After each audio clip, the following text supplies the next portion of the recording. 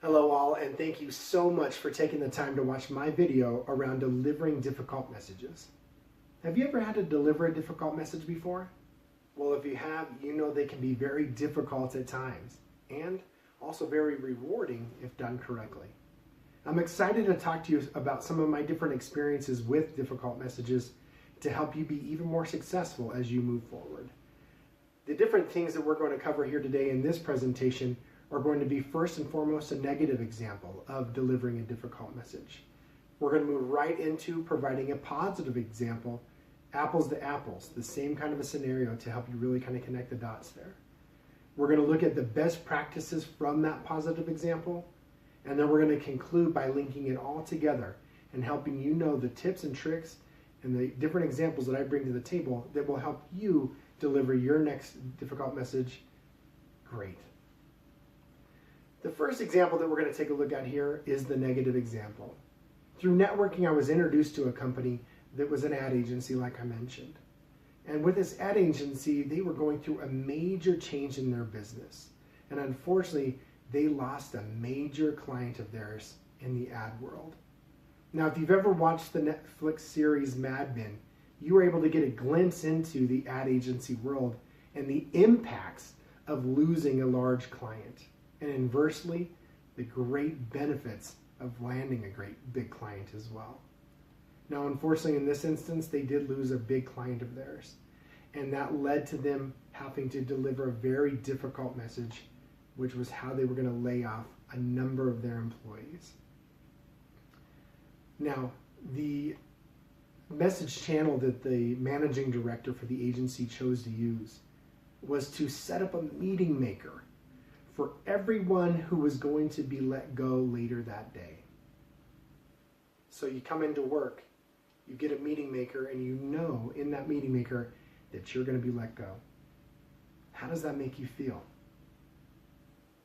Well, I'm sure that it probably makes you feel a lot like a number of those employees did that day.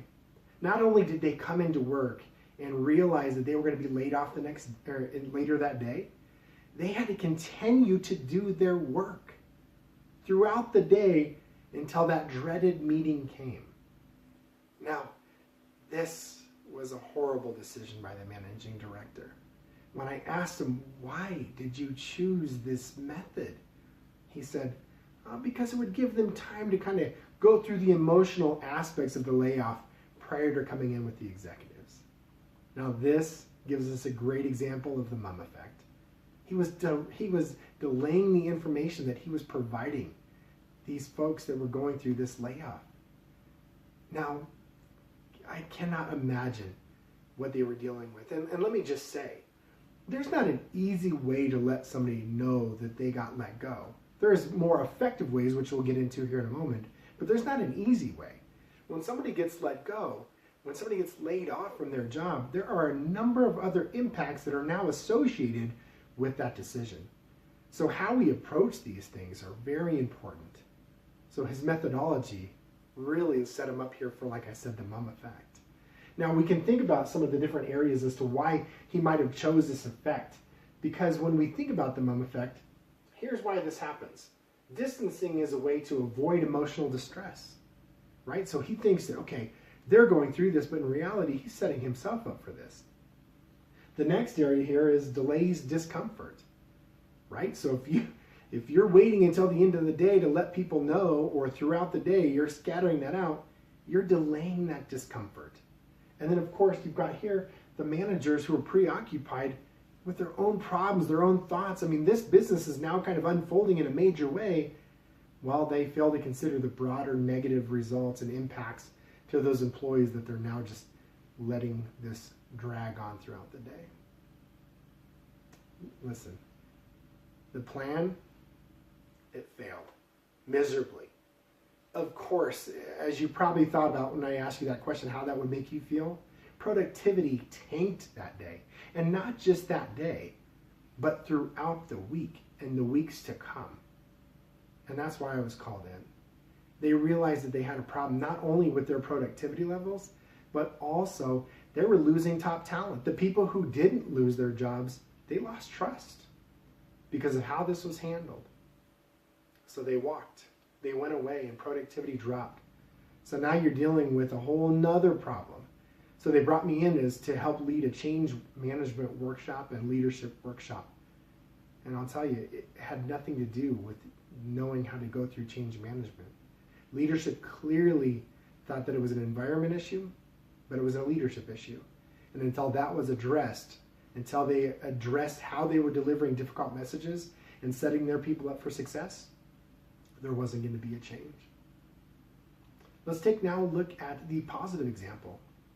And now with this positive example, I wanted to choose an apples to apples scenario, another layoff scenario. And this was another one that I was involved in, and this was more of an internal one for me. I was supporting it from an internal consultant standpoint. Now, when you think about how you can successfully set people up for success when you're talking about a difficult message such as a layoff, there are some things that you want to make sure that you're doing ahead of time. The first thing here is avoid surprises. You can see here that you want to let your folks know all throughout, consistently, market data, goals, and competitive information.